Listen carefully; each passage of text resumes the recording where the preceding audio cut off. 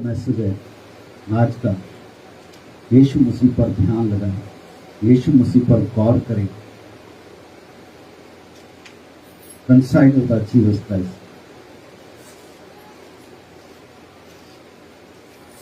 उस पर ध्यान लगाएं। एक वचन की ओर बढ़ूंगा, मैं ज्यादा समय नहीं लूंगा। आपको पता है मेरा मैसेज ज्यादा नहीं रहता है, 30 से 40 मिनट का रहता है, पर मैं कोशिश करूंगा जल्दी से इसे बंद करूं। तो एक ही वचन हम पढ़ेंगे, इब्रानियों की पत्री 3 अध्याय उसका एक वचन। सो हे पवित्र भाइयों, तुम जो स्वर्गीय बुलाहट में भागी हो, उस प्रेरित और महायाजक यीशु पर जिसे हम अंगीकार करते हैं ध्यान करो। हाँ, क्या लिखा है? हे पवित्र भाइयों, हाँ जी, सो हे पवित्र भाइयों, हाँ, तुम जो स्वर्गीय बुलाहट में भागी हो। याद रखना, यहाँ पर क्या लिखा है कि हे पवित्र भाइयों, तुम जो स्वर्गीय बुलाहट में क्या हो? भागी हो। हम अपने आप को छोटा ना कभी ना समझे। हम सोचते हैं जो चर्च में गवाही देते हैं वही बड़े हैं, है ना। जहाँ जो प्रचार करते हैं, दूसरों के लिए दुआ करते हैं, गाते हैं, बजाते हैं, वही बढ़िया है। नहीं, यहाँ पर परमेश्वर का वचन ये कहता है, हे पवित्र भाइयों, तुम जो स्वर्गीय बुलाहट में भागी हो। आप भागीदार हैं, क्योंकि जिस परमेश्वर ने प्रचार करने वाले को, आराधना करने वाले को, प्रार्थना करने वाले को, बजाने वालों को, वचन प्रचार करने वालों को, गवाही देने वालों को बुलाया है, उसी परमेश्वर ने आपको भी बुलाया है। आप उस परमेश्वर के बुलाए हुए हैं, आप भागीदार हैं। Hallelujah, hallelujah. भागीदार का मतलब क्या होता है? हिस्सेदार, है ना। तो मान लीजिए हम कोई बिजनेस कर रहे हैं, मैं और मान लीजिए दोनों सेम ही कर रहे हैं ना, दोनों सेम बिजनेस कर रहे हैं। दोनों क्या है उस बिजनेस में? तो जितना हक सैम का है, ज्यादा काम जो काम है वो सैम कर रहा है, तो दूसरा सैम है वो कम काम कर रहा है, लेकिन दोनों कैसे हैं? बराबर के हिस्सेदार हैं। समझे मेरी बात? आप परमेश्वर की बुलाहट के बराबर के भागीदार हैं, लेकिन हमें धीरे धीरे उसमें बढ़ना है। चलिए आगे पढ़िए। क्या आप हे पवित्र भाइयों, तुम जो परमेश्वर की पवित्र बुलाहट के भागी हो, हाँ, उस प्रेरित और महायाजक यीशु पर जिसे हम अंगीकार करते हैं। किसो? महायाजक और प्रेरित। हाँ जी, दोबारा इस वचन को पढ़िए। उस प्रेरित और महायाजक यीशु पर जिसे हम अंगीकार करते हैं ध्यान करो। उस यीशु पर क्या करो? ध्यान करो। हम लोगों ने आज तक कितना ध्यान किया? मैं पिछले कुछ हफ्तों से लगातार ही इस बात के ऊपर सिखाने की कोशिश कर रहा हूं कि हम पहचान करें यीशु मसीह की, यीशु मसीह को हम जानने की कोशिश करें। तो यहाँ पर लिखा हुआ है यीशु मसीह पर गौर करें। पंजाबी की बाइबल है किसी के पास? हाँ जी। उपरंत है पवित्र भरावो, स्वर्गी सदे दे भाई वालो, तुसी साडे भी करार दे रसूल अते प्रधान याजक यीशु वाल ध्यान करो। अच्छा, ध्यान करो, ठीक है। लेकिन जो इंग्लिश में शब्द आया है कंसाइडर है। वैसे ध्यान करो भी ठीक है, लेकिन थोड़ा जब मैं इसको और मजबूत करना चाहता हूँ, मजबूत जो वर्ड जो हमें इस्तेमाल करना है वो है गौर करना, विचार करना, ठीक है। समझे मेरी बात? ठीक है। मैं कुछ उदाहरण देकर के बताना चाहता हूं, फिर मैं अपने मैसेज पर चलूंगा। आप लोगों ने शायद पता नहीं देखा, सुना या नहीं सुना है, लेकिन मैं सीरियसली कुछ बात बताना चाहता हूं ताकि आप लोगों के अंदर ये बात आ जाए कि हमें यीशु को खोजना है। यरूशलेम के मंदिर के अंदर ऑलमोस्ट सब टूट गया था, लेकिन एक ही दीवार रह गई थी वहां पर, उसको वेलिंग वॉल भी बोलते हैं। वहां पर लोग जाते हैं, ऐसे हाथ रखते हैं, जैसे उस पर हाथ रखते हैं ना, परमेश्वर की उपस्थिति को महसूस करना शुरू कर देते हैं। क्योंकि एक समय में वहां पर परमेश्वर की महिमा का बादल था, परमेश्वर की उपस्थिति वहां पर थी। वो जो सामर्थ थी आज भी उसी जगह पर है। लोग जाते हैं 4-4, 6-6 घंटे, पूरी रात, पूरा दिन उस वेलिंग वॉल के पास खड़े होकर के आंसू के साथ प्रार्थना करते हैं, पश्चाताप करते हैं। अभी जिसकी हम बात कर रहे थे साधु सुंदर सिंह जी की, जिस रूम के अंदर में उन्होंने यीशु मसीह को देखा था, जिस खिड़की के पास में बहुत सारे लोग जाते हैं उसको देखने कि यहाँ पर साधु सुंदर सिंह जी की मुलाकात यीशु मसीह के साथ हुई। जाते हैं लोग उस खिड़की को, उस दीवार को, उस रूम को जाकर के हाथ लगाते हैं, वो महसूस करते हैं परमेश्वर के प्रेम। पता है किनके पास बाइबल है? अपनी बाइबल को उठाएं, है ना। मेरा खुद का प्रैक्टिकल है। कभी भी जीवन में आपने परमेश्वर की उपस्थिति को और यीशु मसीह की खोज करनी है ना, थोड़ा सा इसके वर्ड्स जो होते हैं ना, इसके ऊपर हाथ लगा करके देखें, प्यार से महसूस करके देखें। पता है यीशु मसीह सिर्फ वेलिंग वॉल के ऊपर, जब साधु सुंदर सिंह जी के रूम के ऊपर ही, आपके हाथ में जो बाइबल है इसमें भी यीशु मसीह है। इसके वर्ड्स को आप ऐसे टच करके देखें, आप अलग सा इसको महसूस करेंगे। यीशु मसीह ने कहा, जहां 2 या 3 मेरे नाम इकट्ठा होते हैं वहां मैं उनके बीच में। आज हम यहाँ पर बैठे हैं, हम 2-3 से ज्यादा हैं, यीशु मसीह की उपस्थिति यहाँ पर भी है ना।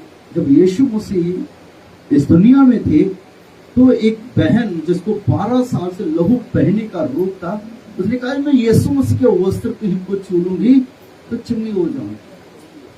आज यीशु मसीह हमारे बीच में है, कितने लोग आज उसको छूते हैं? क्योंकि हमारा ध्यान यीशु की ओर नहीं है, हम यीशु के ऊपर गौर नहीं करते हैं। लोग चर्च में आते हैं, आराधना में आते हैं, बड़ी मीटिंग में जाते हैं, छोटी मीटिंग में जाते हैं, फैमिली मीटिंग में जाते हैं, देखते हैं इनके घर में क्या है, इसने कौन सा कपड़ा पहना है, ये कैसे बातें कर रहा है, ये कैसे क्या लोग हैं, ऐसा एक दूसरे की तरफ देखते रहते हैं आंखें खोल करके। तो ऐसे लोग कभी भी यीशु मसीह को महसूस नहीं करते। हमारा परमेश्वर की उपस्थिति में आने का मकसद यही होता है, हम उसको महसूस करें, उसको खोजें, उसके प्रेम को महसूस करें। वो जिंदा है। हालेलुया। आप अपने कामों में व्यस्त रहेंगे, फोन में व्यस्त रहेंगे, तो कब प्रभु की उपस्थिति महसूस करेंगे? हम प्रभु की हजूरी में आकर के भी क्या करते हैं? हमारा ध्यान कहाँ होता है? मेरा ये काम, मेरा वो आने वाला है, मेरा ये चीज रह गई है, मेरे पास पैसा नहीं है, मैं बीमार हूं। हम इन्हीं चीजों पर ध्यान देते हैं, लेकिन उस सच्चे और जीवित परमेश्वर पर, प्रभु यीशु मसीह पर हम गौर नहीं करते हैं जिसके पास हम आते हैं। हालेलुया। जिनके पास बाइबल है, अपनी बाइबल को खोले और इसको खोजें, आपको यीशु मसीह इसमें मिलेगा। हालेलुया। आप आराधना में हैं, अपनी आंखों को बंद करें, उसको पुकारें, उसे कहें प्रभु यीशु को मेरे जीवन में आ, तो आप महसूस करेंगे उसको। आज भी बहुत सारे लोग छुए जाते हैं और बहुत सारे लोग छू लेते हैं यीशु को, लेकिन ये होता है कि हमें गौर करना पड़ता है, हमें ध्यान लगाना पड़ता है यीशु की। एक जो वर्ड अभी अभी थोड़ी देर समय मैंने भी बोला है, यीशु मसीह बहुत कीमती है। हमें पता ही नहीं है, हम सोचते हैं मेरा काम बड़ा कीमती है, मेरा बिजनेस बड़ा कीमती है, मेरा जॉब बड़ा कीमती है, मेरा पैसा बड़ा कीमती है। हम ध्यान देते हैं मेरा रिश्तेदार बड़ा कीमती है, मेरा भाई मेरी बहन बड़ी कीमती है, मेरे लिए इंपॉर्टेंट है, हम उसकी ओर ध्यान देते हैं। लेकिन जो वाकई में सच्चा है, जो जीवित है और जो वाकई में कीमती है, लेकिन उसकी ओर हमारा ध्यान ही नहीं जाता, उसकी ओर हम ध्यान लगाते ही नहीं है, उसकी ओर हम अपना मन लगाते ही नहीं है, उसकी खोज करते नहीं है, उसकी ओर ध्यान लगाते नहीं है और उसके ऊपर गौर करते नहीं है कि यीशु कहाँ है, कौन है, कैसे काम करता है। जो बाइबल स्टडी ले रहे हैं उनको पता है, हर सैटरडे की जो बाइबल स्टडी होती है उसमें मैं यीशु मसीह के जीवन की बहुत सारी बातों को बता रहा हूं। हालेलुया। तो हमने इब्रानियों के पत्री में पढ़ा है। मैं अपने मैसेज को शुरू करना चाहता हूं कि हम यीशु मसीह पर ध्यान दें, यीशु मसीह पर गौर करें। सब कुछ बातें मैं कल भी बता रहा था, उसमें से कुछ बातें आज आप लोगों के साथ में बांटना चाहता हूं। ये इब्रानियों की पत्री जो लिखी गई है, इसको जो स्कॉलर मानते हैं, इसको 2 लोगों या 3 लोगों ने मिलकर के लिखा है। ये एक के द्वारा नहीं लिखी गई, लेकिन इसमें मेन जो बातें हैं जो बताया जाता है, स्कॉलर कहते हैं मेन जो इसका राइटर है वो प्रेरित पौलुस है, ठीक है। और उसके बाद में 2 लोगों के नाम और इसमें आते हैं, कोई 1 कहता है, कोई 2 कहता है, पर मोस्टली ज्यादातर जितनी बातें इब्रानियों की पत्री में लिखी गई हैं और बाकी प्रेरित पौलुस की पत्रियों में उनका जिक्र है, ठीक है। और मैं आप लोगों को बताना चाहता हूं कि ये इब्रानियों की जो पत्री है, ये प्रेरितों के द्वारा, परमेश्वर के दास के द्वारा परमेश्वर की आत्मा ने ऐसे लोगों को लिखी थी जो लोग रोम के अंदर रह रहे थे। यह रोम के अंदर रहने वाले यहूदी मसीही लोगों के लिए इब्रानियों की पत्री लिखी गई थी। इस पत्री को लिखने का सबसे बड़ा रीजन और कारण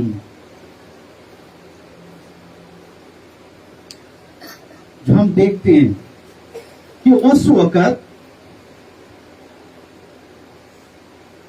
जो रोम के रहने वाले यहूदी मसीही लोग थे, जिन्होंने यीशु मसीह पर विश्वास करना शुरू कर दिया था, जिन्होंने तौबा कर ली थी, मन फिरा लिया था, पश्चाताप कर लिया था, बपतिस्मा ले लिया था, वो लोग अच्छे विश्वास में चल रहे थे।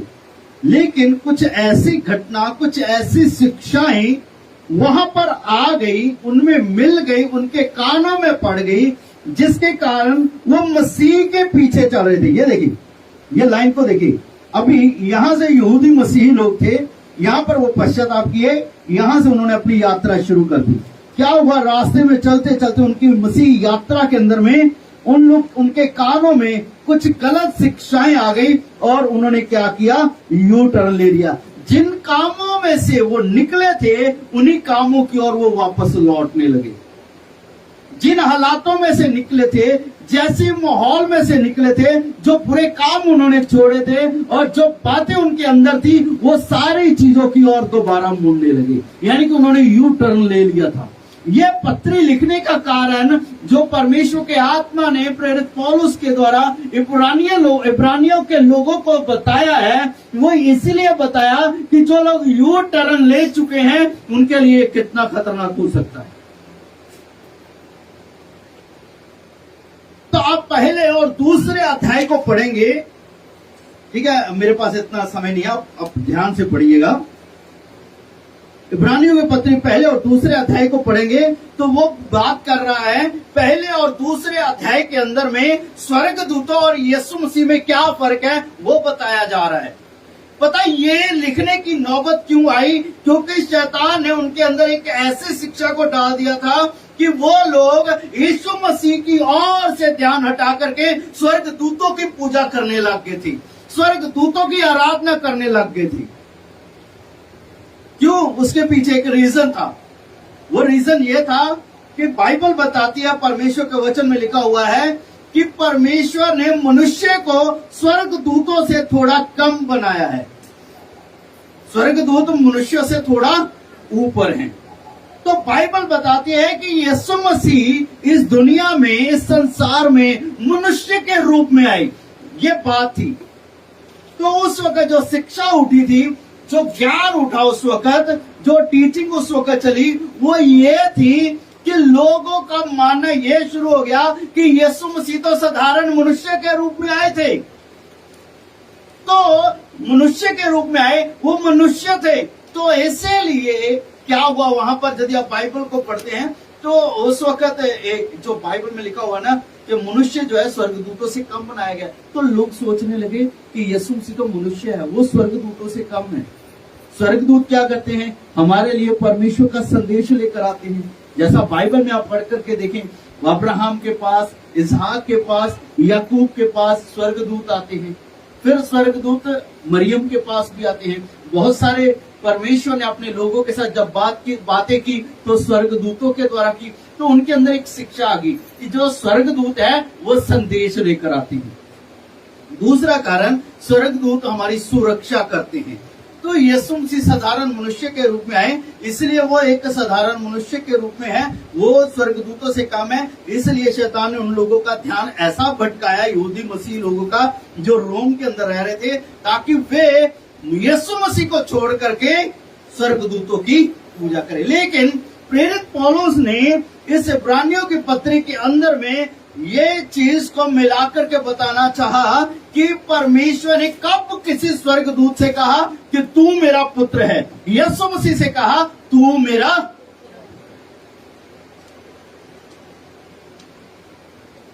हालेलुया।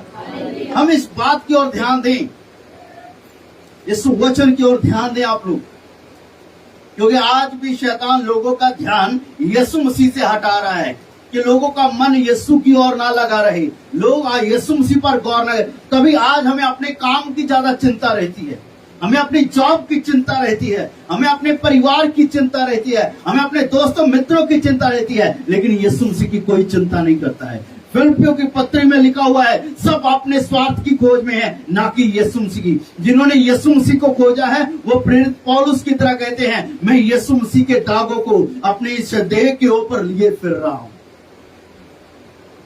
वो कहता है मैं यीशु मसीह की मृत्यु को मैं अपने अंदर लिए रहा हूं।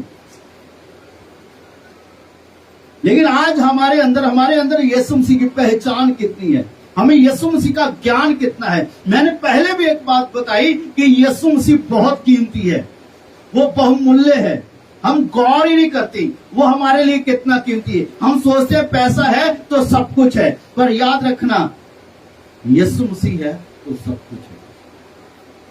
यीशु मसीह जिंदगी देने के लिए आया है। उस वक्त दूसरा हिस्सा में बताना चाहता हूं। तीसरा और चौथा अध्याय जब पढ़ेंगे, तीसरे अध्याय में आपको पढ़ने के लिए मिलेगा तो उस वक्त फिर दूसरा पॉइंट जो वहां पर उठा कि वो लोग कहने लगे कि यीशु मसीह से ज्यादा उत्तम मूसा है, क्योंकि मूसा ने 40 दिन और रात परमेश्वर के साथ बात की है। मूसा ने बलवंत हाथ के साथ इस्राएली लोगों को मिस्र से निकाल आया है, लाल सागर को 2 हिस्से में किया है, और मूसा जो है वो बड़े बड़े काम किए हैं। उसने व्यवस्था को लाया है, उसने 10 हुक्म परमेश्वर से लेकर आए। परमेश्वर ने अपने हाथ से लिख करके उसको अपनी उंगली से 10 हुक्म लिख करके मूसा को दिए हैं, इसलिए मूसा उत्तम है। लेकिन वहां पर परमेश्वर का दास इब्रानियों का लिखने वाला कहता है नहीं, मूसा तो उसके घर में उत्तम है। हालेलुया। मूसा उसके घर में एज ए दास है, लेकिन यीशु मसीह उसके घर में पुत्र है। तीसरा कहते थे कि महायाजक, आप चौथा और 5वां अध्याय पढ़ेंगे तो वहां पर आपको लिखा हुआ मिलेगा कि क्या, यदि आप उसको पढ़ते हैं तो वहां पर आपको मिलेगा कि ये जो महायाजक है वो हमारे लिए बलिदान करता है।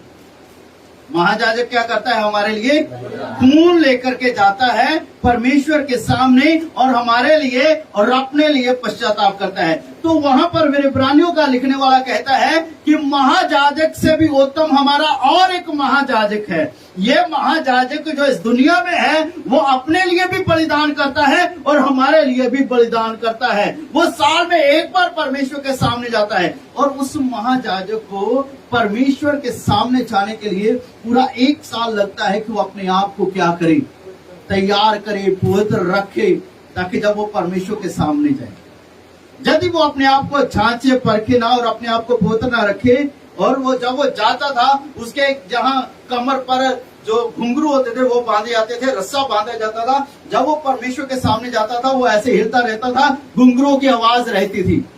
रिजल्ट क्या था कि जो बाहर खड़े लोग होते थे वो सोचते थे जब तक घुंघरू बाज रहे हैं तब तक महायाजक परमेश्वर के सामने ठीक है। जैसे ही घुंघरू बजने बंद हो गए उनको पता चल गया इसने परमेश्वर के विरोध में कोई बुराई की है, इसीलिए इसकी डेथ हो गई। तब वो रस्सा से उसको बाहर खींच लेते हैं। तो वहां पर 4 और 5 अध्याय में फिर कहता नहीं, महायाजक से बड़ा एक महायाजक है जो हमारे लिए लगातार प्रार्थना करता रहता है, वो यीशु मसीह। बहुत सारे लोग आज परमेश्वर के दास लोगों की नकल करती है। मैं उस प्रभु के दास के जैसा बनना चाहता हूं, लेकिन एक बात बताना चाहता हूं, परमेश्वर हमें लोगों की तरह बनने वाले नहीं बल्कि यीशु मसीह की तरह बनने वाले बुलाए। हम यीशु के जैसे हैं। हम जिसके जीवन की ओर ध्यान देंगे हम वैसा बनेंगे।